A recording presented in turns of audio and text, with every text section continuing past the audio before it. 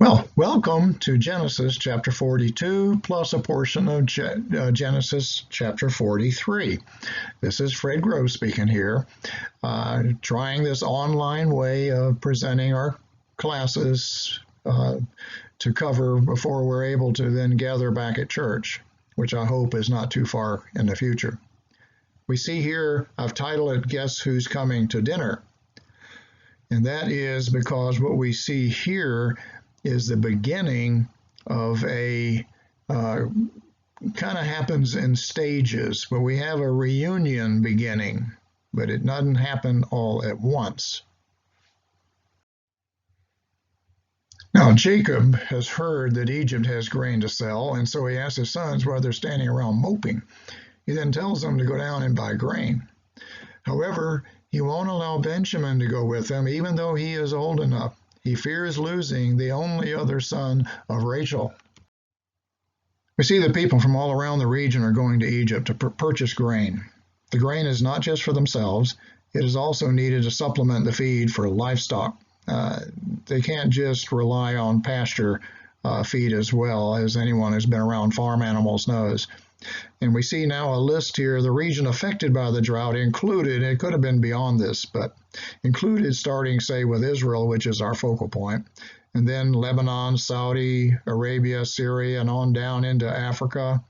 You have North and South Sudan below Egypt, Libya's to the west. And let's look at Southeast Africa. That's where the white and blue Nile rivers have their headwaters. So the drought was there as well. This means that as the waters flow north into Egypt, that they do not have enough to overflow the banks and actually deposit all the soil and nutrients. It's not helping. So now the river is staying in its banks. The people still have water to drink, and they can carry on that, but they no longer have the fertilizing of the land and also the wetting. You get a deep soak of the grounds there. So that's why they're having to rely on the granaries of stored grain. And so this is where the problem really comes about, was down with the headwaters of these two rivers that, again, as they flow north, they join and become one, called the Nile. Verse 6. Now Joseph was the ruler over the land. He was the one who sold to all the people of the land. And Joseph's brothers came and bowed down to him with their faces to the ground. When Joseph saw his brothers, he recognized them, but he disguised himself to them and spoke to them harshly. And he said to them, "Where have you come from?" And they said, "From the land of Canaan, to buy food." We see Joseph now is in charge of all agricultural production in Egypt, and when his brothers show up, he recognizes them. Joseph is now, as you see here, in appearance, he looks like an Egyptian. He's clean shaven, his hair is cut differently, he also wears Egyptian clothing, and probably wears the makeup that the ruling class uses. And you can see that in the various pictures if you go online to see where the photographs of the images in the tombs and on walls of the temples and so forth, that they really use a lot of makeup. Moreover, he's only speaking in Egyptian. He's using an interpreter. Now, we won't know that till we get to verse 23, but we can recognize this now.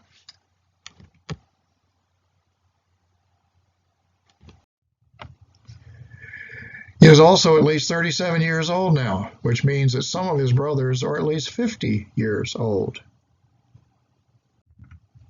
Since his grain storage and selling operation is now so big, it would be rare for Joseph to meet with buyers himself.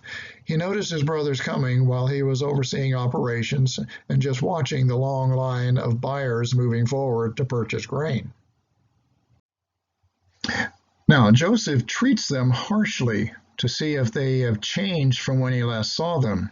And this is also in line with how Egyptians looked down on nomadic shepherds. They didn't view them very well. In fact, they thought they were the lowest class of people. Now we have a picture here of a tomb wall. I was looking for examples of dress. And the figure on the left is probably fairly representative of what Joseph was wearing. They didn't need to wear a whole lot because remember, it's Egypt, and it's, in other words, warm to hot all the time, just about. And you see the Pharaoh is the white figure, and then the two other figures are Egyptian gods. Verse 8, but Joseph had recognized his brothers, although they did not recognize him. Joseph remembered the dreams which he had said about them, and said to them, you are spies, you have come to look at the undefended parts of our land. Then they said to him, no, my lord, but your servants have come to buy food. We're all sons of one man. We're honest men, your servants are not spies. Yet he said to them, no, but you have come to look at the undefended parts of our land. But they said, your servants are 12 brothers in all, the sons of one man in the land of Canaan. And behold, the youngest is with our father today, and one is no longer alive. We see here, I believe, that Joseph is realizing that his dreams from when he was 17 may now be starting to come to pass. And by this point, on a daily basis, he may have almost forgotten about ever seeing his family again. He probably didn't have that in his mind too much after 20-something years. It's getting quite a long time now. He makes them afraid of him, again testing them to see how they're going to respond. The brothers explain the situation in their family, including that their father's still alive, making a comment also about one brother having died. Joseph said to them, it is as I said to you, you're spies. By this you will be tested. By the life of Pharaoh, you shall not go from this place unless your youngest brother comes here. Send one of you that he may get your brother while you remain confined, that your words may be tested, whether there is truth in you. But if not, by the life of Pharaoh, surely you are spies. So he put them all together in prison for 3 days. Joseph continues the pressure by demanding that they send one brother to bring their youngest brother back. He pretends to believe that they are spies. Okay, he then increases the pressure by putting them in prison for 3 days. And I'm speculating, was this the prison he had been in over 7 years before?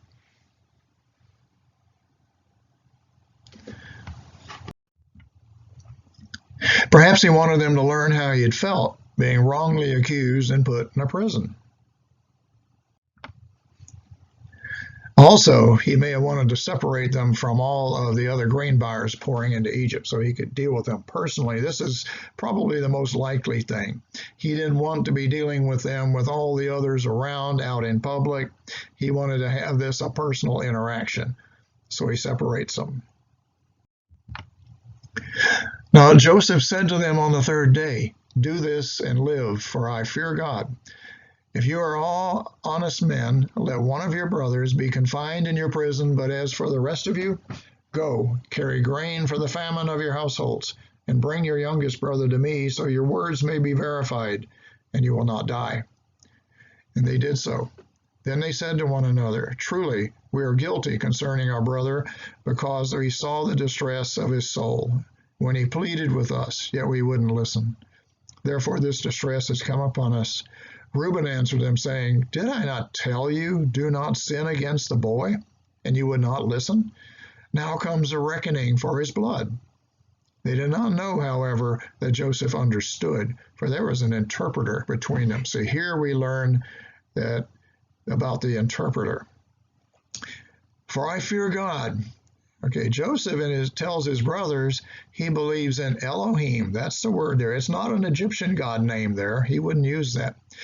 But his brothers are so unnerved, so kind of blown away by all this accusation, that they're too unnerved to catch this. If they had time to really think about it, they might have wondered why an Egyptian would be referring to Elohim, since they believe in a whole lot of gods, but not Elohim. Okay, the brothers speaking amongst themselves admit their guilt and what they had done to Joseph. And then Reuben claims the trouble is because they're putting him in the pit. Okay, he believes that it's God's judgment here for their terrible treatment of Joseph. And then all the while, Joseph is listening in on their conversation. They're totally unaware of that. Verse 24, he turned away from them and wept. But when he returned to them and spoke to them, he took Simeon from them and bound him before their eyes. Then Joseph gave orders to fill their bags with grain and to restore every man's money in his sack, and to give them provisions for the journey. And thus it was done for them. So they loaded their donkeys with their grain and departed from there. As one of them opened his sack to give his donkey fodder at the lodging place, he saw his money, and behold, it was in the mouth of his sack. Then he said to his brothers, my money has been returned. Behold, it's even in my sack. And their hearts sank. And they turned trembling to one another, saying, what is this that God has done to us? Okay, their admission of guilt, they're feeling bad over what they had done. They had carried this guilt with them for 2 decades plus now. Overwhelms Joseph. Now he's hearing this, so he's emotionally really kind of wound up. And so he has to turn away to hide his tears. It's hard to control himself here. Then he orders Simeon to be held instead of all of them. Now it's just one, and he chooses Simeon. And to show that he means this, he orders Simeon to be bound and taken to prison right then. They get the grain, but Joseph has his servants put their money back in their sacks. And when they stop for the night, they discover that they still have their money. They see this as God's judgment coming down on them. When they came to their father Jacob in the land of Canaan, they told him all that had happened to them, saying, the man, the Lord of the land, spoke harshly with us and took us for spies of the country. But we said to him, we're honest men, we're not spies. We are 12 brothers, sons of our father. One is no longer alive, and the youngest is with our father today in the land of Canaan. The man, the Lord of the land, said to us, by this I will know that you are honest men. Leave one of your brothers with me, and take grain for the famine of your households, and go. But bring your youngest brother to me, that I may know that you're not spies, but honest men. I'll give your brother to you, and you may trade in the land. Okay, so the brothers are sharing all that has transpired. We have Simeon now still in Egypt, and he's in prison. I do not believe he's suffering much, but he is in prison. But I'm sure Joseph is taking care of him. Second, they have to take Benjamin to Egypt so that Simeon can be freed from prison, and so they can continue to buy grain. And all of this was set up to prove that they were telling the truth. They also explained that they discovered that the money they had paid for the grain was still with them. Let's take a look what's going on here now. Now it came about as they were emptying them sacks, every man's bundle of money was in his sack. And when they and their father saw their bundles of money, they were dismayed. Their father Jacob said to them, you have bereaved me of my children. Joseph is no more, and Simeon is no more. And you would take Benjamin. All these things are against me. Then Reuben spoke to his father, saying, you may put my 2 sons to death if I do not bring him back to you. Put him in my care, and I will return him to you. But Jacob said, my son shall not go down with you, for his brother's dead, and he alone is left. If harm should befall him on the journey you're taking, then you will bring my gray hair down to Sheol in sorrow. Oh boy. And Jacob is, of course, thoroughly distressed and torn up by this. Okay, Jacob accepts this news badly. He's old now, and these shocks are coming to him. He's already been distressed over the years from the loss of his son. And now the thought of losing Simeon as well as Joseph, it's really hammering him. But he balks at allowing Benjamin to go to Egypt. Nope. He says that this would be the end of him, that he would die if he lost Benjamin. Benjamin was the remaining son of Rachel, Jacob's favorite wife. He truly loved her more than Leah or the other two concubines. In verse 37, Reuben makes a ridiculous offer. This is just silly. That Jacob could kill his two grandsons if Benjamin doesn't come back. I'm sure his father Jacob must have thought that Reuben had lost his mind here. That is a ridiculous thing. Now we're into chapter 43, just the first 15 verses we're going to look at. Now the famine was severe in the land, so it came about when they had finished eating the grain which they had bought or brought from Egypt, that their father said to them, "Go back, buy us a little food." Judah spoke to him, however, saying, "The man solemnly warned us, 'You shall not see my face unless your brother is with you. If you send our brother with us, we'll go down and buy you food. But if you do not send him, we'll not go down. For the man said to us, You will not see my face unless your brother is with you.' Then Israel said, 'Why did you treat me so badly by telling the man whether you still had another brother?' What they said, the man questioned particularly about us and our relatives, saying, 'Is your father still alive? Have you another brother?' So we answered his questions. Could we possibly know that he would say, 'Bring your brother down'?"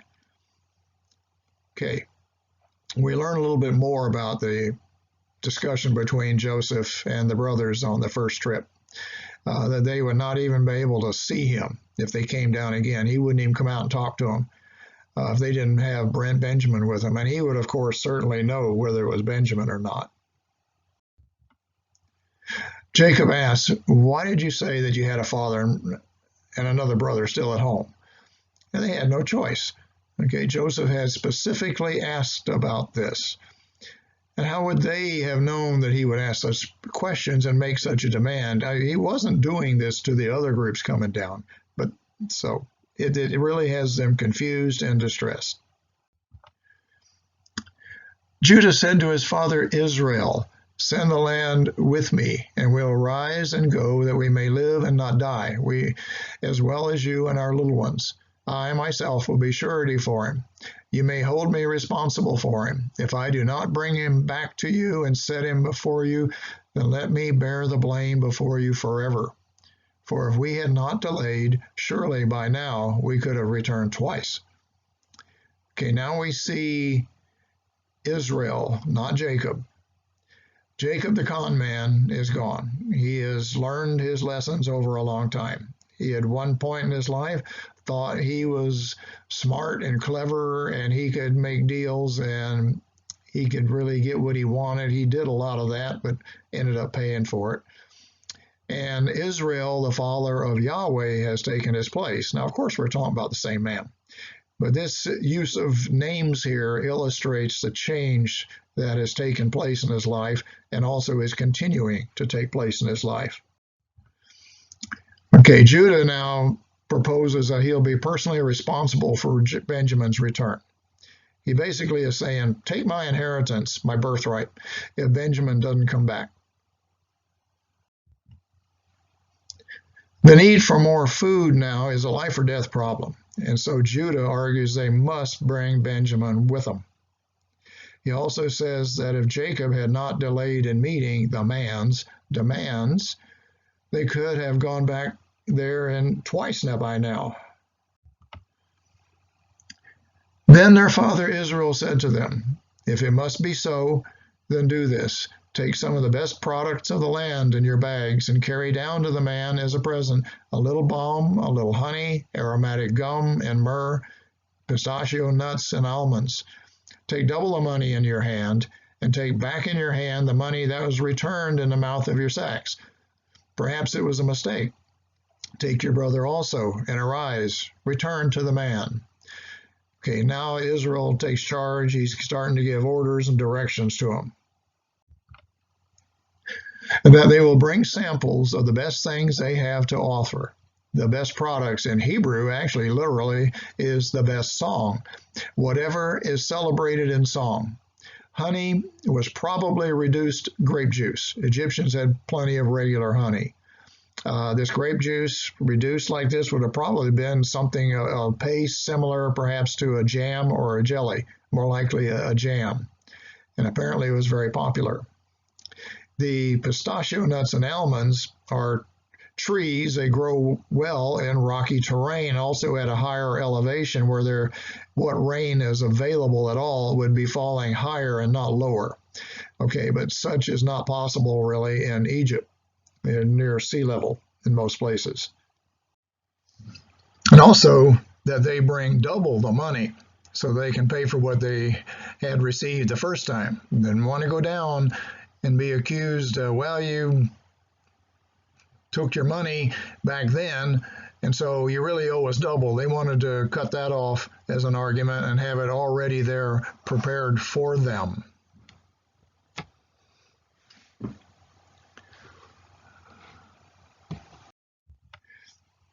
Okay, Benjamin will go with them. He decides, okay, we got to do this. That they have these things indicates that there was enough rain to sustain some agricultural products, the pistachios and almonds, for example, things that can grow up higher in the hills and not out on flat, fertile ground like near the Jordan River or around Beersheba and so forth, other places where they had been. And also in chapter 47, there's further evidence of this, and that they still had some livestock. So they were able to keep some of their livestock and so forth. It was not getting to that level yet. Okay, we see here the name God Almighty, El Shaddai.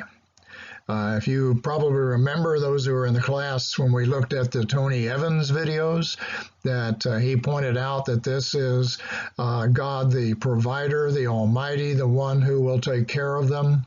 And so we see Israel here using a specific name for God, not just a general one. Also, now we see Israel is willing to accept a possible sad fate. He is prepared for the worst.